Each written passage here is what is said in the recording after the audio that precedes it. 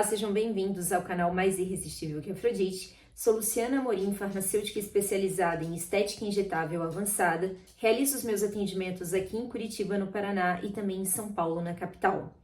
No vídeo de hoje, nós vamos dar sequência, às aulas da minha playlist A Pele em Perspectiva. E nós vamos dar sequência aqui ao entendimento da substância fundamental amorfa. A última aula nós havíamos parado acerca desse conteúdo, onde eu especifiquei, onde eu dei os conceitos da substância fundamental amorfa, que é um dos componentes da matriz extracelular. Tem um card aqui em cima, dessa aula, que foi aí a última aula que está na playlist. Hoje eu vou dar seguimento explicando sobre outras estruturas que ainda fazem parte do tecido conjuntivo e que são importantes e que são estruturas que, de certa forma, a gente estimula a produção delas através aí da inflamação provocada pelos tratamentos estéticos e também através do uso de dermocosméticos, principalmente os que contêm ácido na composição, que vem aí com esse intuito também de gerar uma pequena inflamação na pele e estimular todos os componentes que são necessários ao rejuvenescimento. Então vamos lá. Glicosaminoglicanos, os famosos GAGs, o que são os glicosaminoglicanos? São polímeros lineares. Esses polímeros são constituídos por unidades repetidas de disacarídeos, ou seja, da união de dois açúcares que são o ácido urônico com a hexosamina. E o eixo proteico principal deles forma uma ligação covalente que leva à formação de proteoglicanos. Esses proteoglicanos, eles são constituídos por grupos de hidroxilas, de carboxilas e sulfatos, os quais são responsáveis pela estrutura tridimensional, são hidrofílicos, ou seja, têm a capacidade de atrair água, e funcionam como poliânions, ou seja, eles têm uma carga negativa e automaticamente se ligam a estruturas de carga positiva, cátions, que é o caso aí do sódio. Então, os glicosaminoglicanos também ajudam a reter o sódio na matriz extracelular, porque como eles são carregados negativamente, eles acabam atraindo aí compostos que têm uma carga positiva. Proteoglicanos são estruturas que possuem um eixo proteico principal, central. Esse eixo proteico ele é sintetizado, como toda proteína é sintetizada, no retículo endoplasmático rugoso dos fibroblastos. É também no retículo endoplasmático rugoso que se inicia o processo de glicosilação desse eixo proteico, e esse processo de glicosilação ele vai se finalizar ali no sistema de Golgi, no complexo de Golgi, onde ele também vai ser sulfatado, ou seja, vai passar por reações de sulfatação. Então, quais são os proteoglicanos principais que constituem aí o nosso organismo, Aliás, os principais glicosaminoglicanos que compõem, que se ligam aí a esse eixo proteico principal para formar o proteoglicano. Nós temos o dermatansulfato, o condroitin sulfatado, o queratan sulfatado e o heparan sulfatado. Então, dermatan, condroitin, queratan e heparan são glicosaminoglicanos que vão se ligar nesse eixo proteico central, formando então o proteoglicano, como vocês podem observar na imagem que eu estou disponibilizando para vocês aqui na tela. Nós temos aqui um eixo proteico principal, que é chamado de hialuronato, e ligado a ele, nós temos aí outros pequenos eixos proteicos centrais, e como cerdas desses pequenos eixos proteicos centrais, nós temos os glicosaminoglicanos, que nós temos o sulfato de condroitina, o proteoglicano, propriamente dito, é a associação desse eixo proteico central com essa glicosamina, como demonstrado na imagem, e temos aqui também o sulfato de queratina. Então, se você observar, gente, o objetivo do proteoglicano, ele é produzido nos grânulos citoplasmáticos presentes aí no citoplasma de mastócitos, onde também é produzida a heparina. Na superfície celular nós temos o sindecan, nas membranas basais nós temos o perlecan, na matriz intersticial nós temos o agrecan. Então, a matriz extracelular ela possui diferentes tipos de eixos proteicos com números e tipos diferentes também de glicosaminoglicanos. Ai, Luciana, por que eu preciso saber tudo isso? Porque no final das contas, pessoal, é isso que nós estamos estimulando na produção através da inflamação que é gerada nos tratamentos estéticos e da inflamação que é gerada pelos ácidos presentes aí nos dermocosméticos que nós utilizamos. Aí o que o protoglicano faz? Veja bem, o eixo principal dele é o hialuronato, proveniente do ácido hialurônico.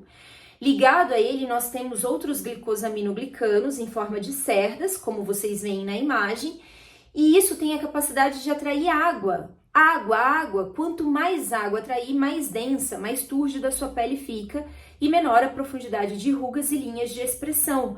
Eu até faço uma comparação que é nojenta, mas que é muito didática.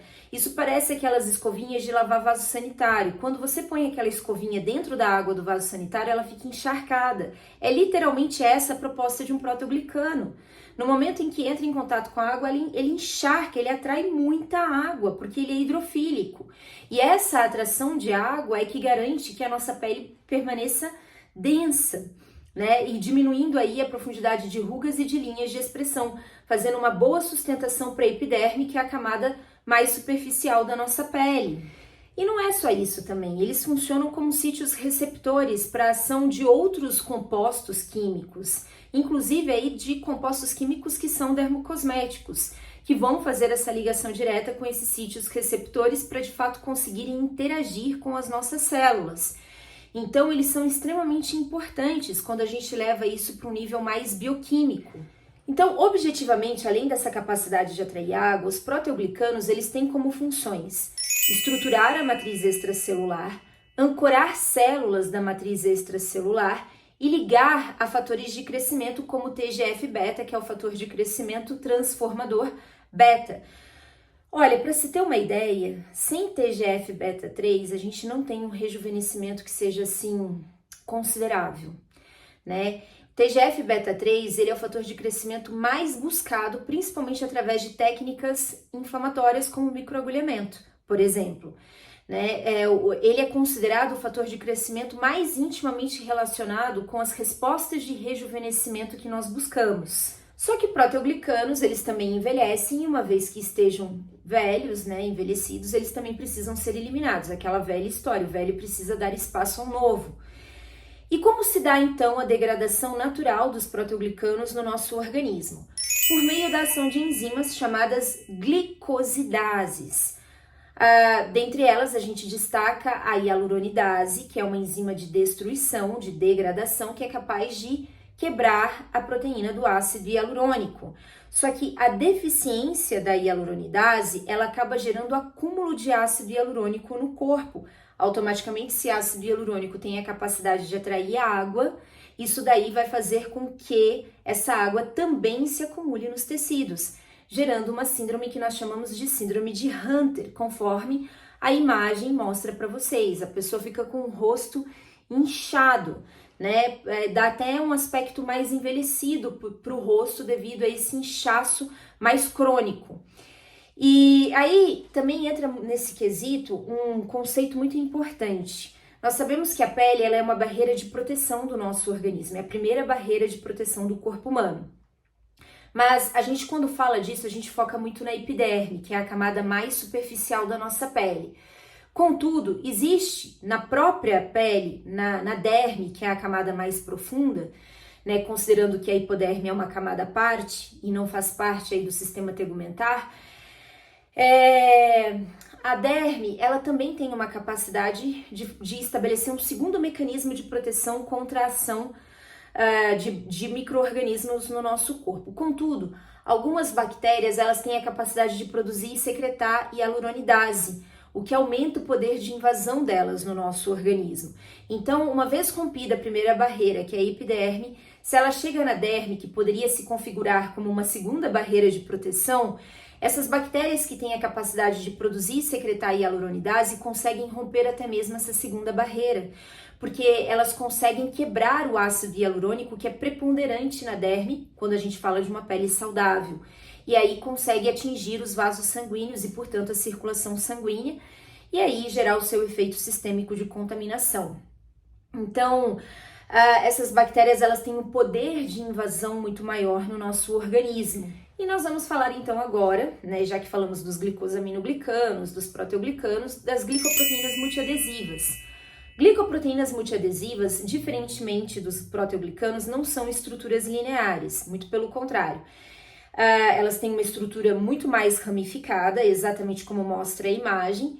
Elas são constituídas por compostos proteicos que são dominantes na sua estrutura, associados aí a cadeias glicídicas. Ela tem como função promover a aderência de células aos seus respectivos substratos, então ela é muito importante nessas interações, nessas trocas celulares que são necessárias para que a célula mantenha o seu metabolismo de maneira saudável. E ela também promove a interação entre as células nos tecidos, né? Uma interação inter, ou seja, entre células, intercelular. Nós damos destaque para a fibronectina, que é um exemplo de glicoproteína multiadesiva, que é produzida tanto pelas nossas células epiteliais quanto pelos nossos fibroblastos, e que possuem aí, a fibronectina não é que ela possui, ela é o próprio receptor na membrana dessas células, para colágenos, glicosaminoglicanos e até mesmo outras células que queiram interagir com aquela célula em específico, e com isso ela faz o intermédio entre essas células, né, entre as trocas celulares, mantém normal a migração e a adesão das células. Então, nessa outra imagem que eu estou mostrando aqui, eu estou mostrando para vocês a fibronectina exatamente funcionando como esse receptor na membrana celular. Outro exemplo de glicoproteína multiadesiva muito importante é a laminina, que promove a adesão de células epiteliais à lâmina basal, que está conectada por sua vez com a nossa derme, ou seja, mantém essas camadas da epiderme e da derme muito bem aderidas, né, muito bem coesas entre si. A laminina, gente, ela tem a estrutura de uma cruz, né? Então, ela, dentro da histologia, inclusive, ela é comparada a Jesus Cristo, ela é considerada o Cristo do corpo humano, porque ela mantém todas as células epiteliais e as células do tecido conjuntivo da nossa derme devidamente unidas, porque você pode ter as várias camadas da nossa pele, mas a gente não para pensar como que essas camadas se mantêm unidas entre si, porque alguma coisa está gerando a adesão entre elas. E essa adesão, ela fica por conta aí principalmente da laminina, por isso que ela é considerada o Cristo do corpo humano. Ela mantém todas essas estruturas devidamente unidas entre si.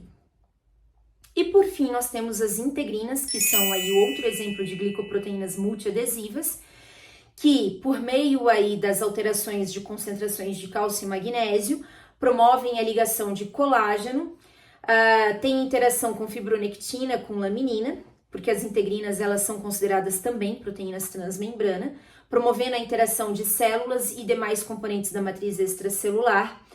Então, ela praticamente liga e desliga esses componentes dentro da matriz extracelular, permitindo que a célula consiga explorar o seu ambiente de forma segura e mais orientada. E para terminar, nós temos no citoplasma microfilamentos de actina, que promovem essa interação da célula conseguir caminhar, né, no ambiente do meio extracelular ali. E essa interação é promovida basicamente por 3 proteínas, que é a paxilina, a vinculina e a talina. E assim a gente finaliza esse conteúdo mais denso, mas não menos importante, relacionado aí às estruturas do tecido conjuntivo, para que numa próxima aula eu explique um pouco a relação do fluido tissular, né, que são essas trocas celulares, o porquê que a gente enche, o porquê que acaba concentrando mais água no tecido, e a gente possa entrar também nos tipos de tecido conjuntivo existentes para que a gente finalize esse conteúdo de histologia necessário ao entendimento dos tratamentos estéticos e do uso de dermocosméticos. Agradeço a atenção de vocês. Se você considerou esse conteúdo relevante, curta, compartilha, comenta, toca o sininho para ser aí notificado de mais vídeos. Um beijo, tchau, tchau!